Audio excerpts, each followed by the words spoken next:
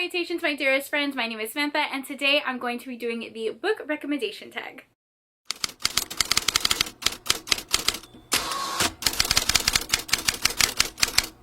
Hello, how are you? Welcome back to my channel. Today we're just chilling. I'm sitting on the floor with my heating pad because it's just one of those days, and I thought I would do a tag, something light and easy to film. I saw Tori film this tag. I think the original creator was Steph.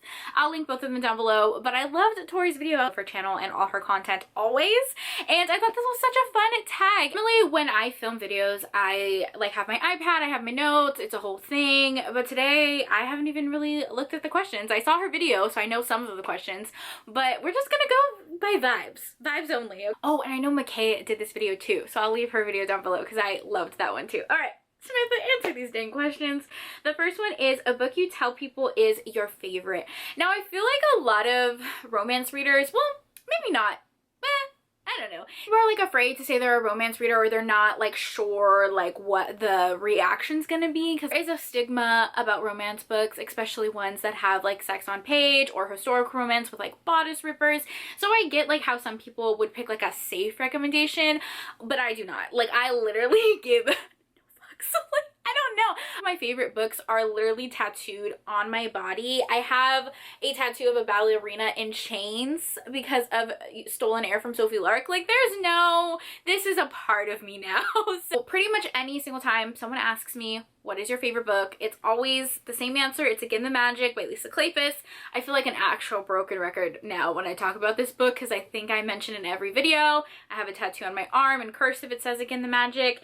It's just my favorite, and I will tell everyone. So it's a historic romance. This is a prequel to the Wallflower series. It's an angsty second chance romance. It's Lady Eileen and McKenna, who are kind of childhood sweethearts. Lady Eileen does come from nobility, and McKenna is a stable boy, but they grow up because he works at her family's estate, and they fall in love, but their love is pretty forbidden because her father doesn't agree with it because of their class difference. Something happens where it tears them apart, and years later he is back with a vengeance as a self-made man, trying to show her everything that she's missed, and it follows their romance. And it's angsty, it's cute, it's sweet. There's a side romance in here that I just think is phenomenal. Like, read it. I always say that one is my favorite. I do say a lot of times that Dracula and Phantom of the Opera are my favorite books, because they are. Okay, moving on. The next question is, a book that is your guilty pleasure. Again, following back to the first question, there's no guilt. Like, if something brings me pleasure, I'm not gonna feel guilty about it, babes. Okay, guilty pleasure, like a book that I'm embarrassed to recommend, or what? Like, go with a book that I always hesitate to recommend, even though it is really popular, and that's Untouchable by Sam Mariano. I have this book signed by the author. I got it signed at a Polycon last year. But I would literally recommend it to no one. I don't know what to say about that. This is such a dark romance. It is a dark bully romance. Carter Mahoney, our hero, man, he is he's something. He is something. Bully romance, and our heroine is basically getting bullied in high school because a guy on the football team, not our hero, he makes her feel uncomfortable. She goes to report it, and he ends up getting kicked off the team his senior year, and everyone on the team is real pissed. They're harassing her, and him and a group of his friends kind of corner her in a classroom to harass her, and that is where our hero Carter Mahoney comes in. He's a part of that group of friends, and he takes it really far. He takes it a little too far. Basically, he assaults our heroine. Explaining the plot makes me a little itchy. Like, I know that the first couple chapters are really intense, tons of trigger warnings. So many people hate this book, but also so many people love this book. And our heroine takes that interaction and is actually intrigued by our hero, and kind of like wants to see like why he did what he did, what makes him tick, and they enter into a relationship that really pushes the boundaries of consensual non-consent before they even realize that's what they're doing. I love our heroine in this book. She's so strong. I just love this book, but would I recommend it to literally anyone? No, because it's dark, and it's not a traditional romance, and it's just different. So Push by Nyla K is another one of those books that I really just love. I wouldn't necessarily recommend it to everyone because it's so like messy. It's a polyamorous romance, and it follows a married couple who are high school sweethearts. They had a kid really young, and their daughter is coming back from college and bringing back like her first boyfriend. Like, introduce them to her parents on Thanksgiving, and the dad and the boyfriend end up having a connection. Yes, there's a little bit of cheating involved. I don't know what to tell you. Basically, they have this really intense connection. The daughter's fine. Like, she's fine. Everything's fine. The wife ends up finding out. Instead of being upset about it, she's like, oh, this is sexy. This is cool. Let's make this a polyamorous trio. And they do. And it's messy and long, but so good. But would I recommend it to you? I don't know. I don't think I would. I love it, but would you love it? I don't know. Number 3, a book everyone loved, but you didn't. So many. Literally so many. You know what book I just didn't vibe with, and I can't even tell you why? Maybe I shouldn't even say why, because I literally cannot tell you why. Twisted Love. I don't know. This book is so popular on Book Talk, and I read it and I was bored. I DNF'd this book. I literally DNF'd it. Why? What's wrong with me? I don't know. Like, and another one that people loved that I just didn't vibe with was The Duke and I by Julia Quinn. Now, okay, wait, espérate, before you click away. I love Bridgerton. The second book in that series, The Viscount Who Loved Me, 5 stars. My favorite book of the series. I love the show. I love the actors. I love Julia Quinn. I love the creative concept of Bridgerton and what it did for the romance community. Love. But I do not like The Duke and I. Like, when I read this, I think I gave it 2 stars. Daphne is insufferable to me. Like, I just out the book, Simon, our hero, tells our heroine, like, I cannot have kids. If you're gonna marry me, you need to, like, be okay with a life without kids. If you're not okay with that, we can't get married. Like, he tells her very clear boundaries are set. He doesn't give her reasoning as to why. In my opinion, she simply does not deserve it. But, like, it didn't matter if he gave an explanation or not. He was very clear in his boundaries, finding out how babies are made. In Regency era, the heroines were very, very innocent. So she ends up finding out, like, how they're made. Her hero to be drunk and takes advantage of him, sleeps with him, and makes sure that he, like, finishes inside of her so that she could be pregnant. I just feel like our heroine assaulted him. I feel like she took advantage of the situation. I feel like she was very malicious with her intentions. A lot of people don't feel that way, which is fine. It's cool. We're still friends. But I just think Daphne was malicious. I think she was insufferable. Okay, I feel like I'm being mean now. I love Julia Quinn. I saw her in person at a historical romance signing. The sweetest person ever. I love so many of her other books, but that scene was so icky to me. Like, it literally gives me hives just thinking about it. Like, I feel gross when I read that scene, you know? But look who's talking, because I recommended this one, but not this one. So, I don't know what to tell you. Next, a book you read the fastest, like I read in one sitting. I would probably say the Shifting Fate series by Tessa Hale. The first book in that series is Spark of Fate. There are 3 books in that series, and I finished the whole series in 2 days. Flew through those audiobooks. It is a paranormal, wide shoes, reverse harem romance. Our heroine moves into, like, a small town. She's grieving the loss of her sister and just dealing with a lot in her life, and she ends up having a connection with a couple of guys that she goes to school with, and it turns out she is a werewolf shifter, and so are they, and they're fated mates. There's just really, really cool, like, magical element to the whole series. I love anything poly, reverse harem, wide shoes, anything with more than 2 people. The narrator for this series was so good, and yeah, I just, like, flew through these audiobooks while I was working. Next question is a book that deserves more hype. You guys know what I'm gonna say. Marina Vivancos. I will scream it to the mountaintops. Like, literally my favorite author. I think, like, she has even beat out Miss Lisa Kleypas with Again the Magic, which kind of pains me to say. Marina Vivancos is a Kindle Limited author who writes primarily queer male-male romances. It's so intensely, like, emotional and thought-provoking. On her website, to read a little bit more about her, she did mention that she was a therapist, and that makes so much sense because there's almost like this cathartic feeling when you read her books, because it's not just about romance, it's also about, like, self-exploration and, like, discovering who you are, becoming confident in your sexuality, healing from, like, childhood trauma and mental health. Romances are, like, achingly beautiful, sweepingly romantic. I love her so much. Favorite of her books is Divine River, and it follows our hero Mike, who lives in this really small town, and his family isn't very accepting of his sexuality. He's a little bit of a lone wolf, but our other hero Jason ends up moving like right across from him, and they instantly become best friends because Jason is like golden retriever energy, like so energetic, so sweet, and it's a friends lovers romance. But really the core of this book is Mike discovering who he is, and they like to be both masculine and feminine at the same time, and just like discovering what that means for them. And I just think it's so beautiful because he's like healing a part of himself and discovering who he is and who he wants to be, while simultaneously falling in love with Jason, his best friend, who loves like every piece of him. And it's just, oh God, it's so beautiful. I could cry just thinking about it. I need everyone to read that book. Oh my God, like I could recommend so many. I'm gonna do a whole video on her. In This Iron Ground, that's a werewolf shifter romance. Beautiful. Crybaby, that's one of her novellas. It's a friends lovers romance as well. She really loves that trope. Where You Been, that one is super cool because our characters like discover that they're soulmates at a very young age. And Fresh Ice, that is an Omega versus hockey romance. So good. I'm gonna do a whole video on her because I love her to pieces. That is becoming a movie or a TV show. Daisy Jones and the Six is already a TV show, and I did listen to the audiobook and I enjoyed it.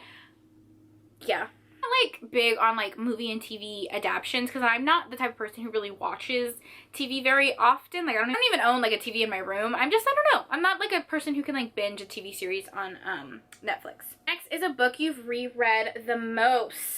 Divine River I've already read like 3 times, and I have a video on all the books that I love to reread that are like my comfort reads. Strange Grace by Tessa Gratton, that is a YA fantasy romance. It's a poly romance, which I love. The story is so intricate and beautiful, and like something about it, I just love the audiobook. I listen to it all the time. Indigo by Beverly Jenkins, that's a historical romance. That takes place during the Underground Railroad, and our heroine Hester is a safe house, and she meets our hero under his moniker the Black Daniel, who helps free African American people, and he's badly injured, so she kind of like nurses him back to health, and it follows their romance. The audiobook is amazing. I love that one.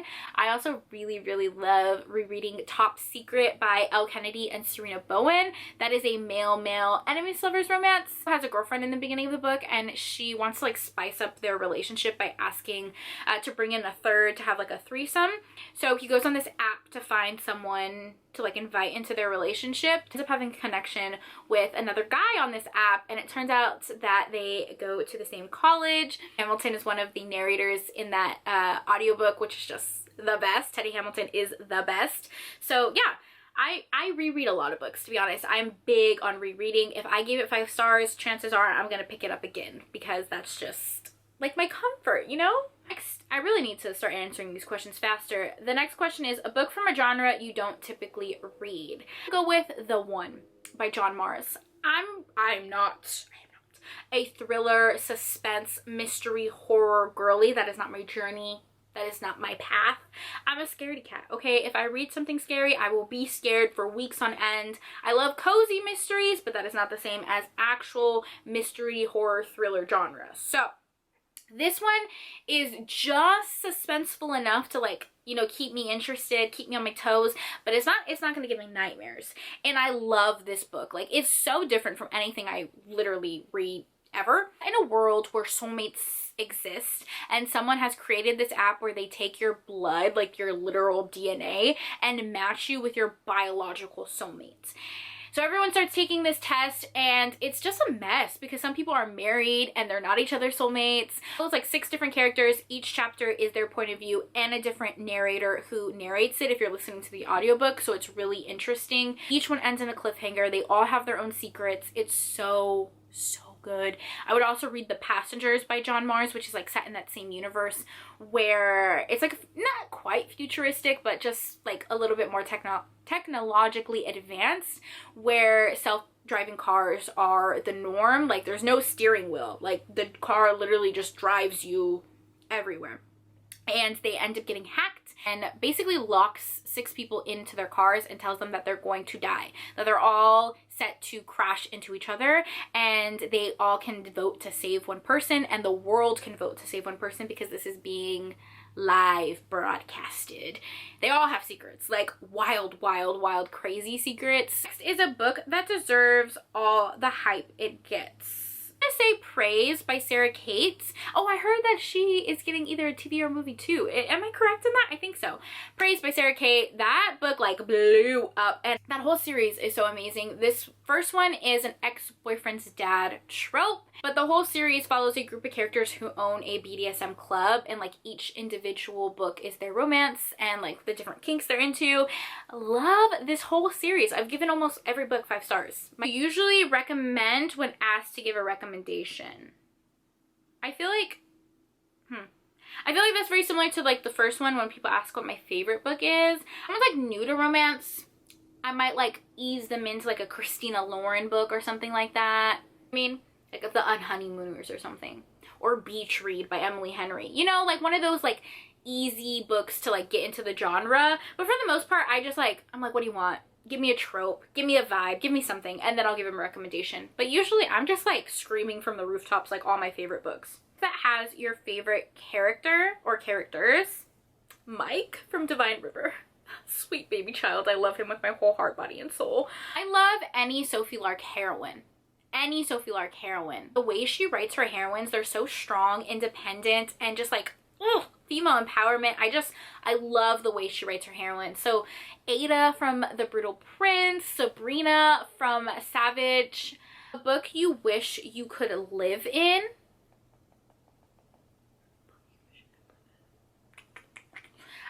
I have to go with a fantasy, right? Like it has to be totally different from this world. I would go with the Tessa Hale series I mentioned, the Royal Wood Academy, because they have elemental magic like fire, wind, earth, water. I would be a bad bitch. Okay, if I had elemental magic, bad bitch energy 10. And also she has like a whole harem of men. Give me. A book you thought you would hate but ended up loving. Untouchable by Sam Marino. I thought I was gonna hate this book. A book that made you cry. See, here's the thing, babe. Here's the thing. I'm a Cancer. It's what we quite literally do in all of our pastime is cry. I cry nearly in every book. I cry when I'm happy. I cry when I'm sad. I cry when I'm mad. I cry in an epilogue when they have like kids and they're happy, and I'm just like crying because I'm like, oh, it's so beautiful. They're so happy. I just love. It's ridiculous. Divine River though, really just tore me to pieces. One of this video is for me to convince you to read Divine River. Him learning to love himself in that book. I could cry right now. Shut the fuck up. I could cry right fucking now. I love her books. Marina makes me cry all the time, like whenever I read her books. Another book that made me cry and weep like a small child. Priest by Sierra Simone. The reason that book makes me cry so much, or that whole series makes me cry, is just because the topic and discussion of like religion and purity culture. I grew up in like purity culture and a religious background. I feel like it's just, there's some trauma there, and yeah, that whole like discussion about like religion, sexuality, purity culture, like everything about it made me sob uncontrollably. J. Clune, the Green Creek series, that book, those books are so beautiful. Like the soulmate energy, the emotional bonds between the characters, everything they go through, like the whole series, I will cry right now, like stop. Book you wish you could read for the first time. All of my favorites. Like literally all of them. I was talking to Desiree the other day. I was recommending a Marina Vivanco's book and she was really loving it. And I was like, I envy you. Truly. I envy the feeling you're having right now. Like I wish I could go back and read that book again for the first time. So yeah, again, The Magic Divine River, all my favorites. I wish I could read again and have those butterflies all over again. I recommended the same 5 books in this video, but it's just who I am as a person. My favorites have been my favorites for a really long time. Thank you for taking time out of your day to spend time with me. It means the world to me. I hope you guys are all staying happy and healthy, and I will see you in my next video. Bye!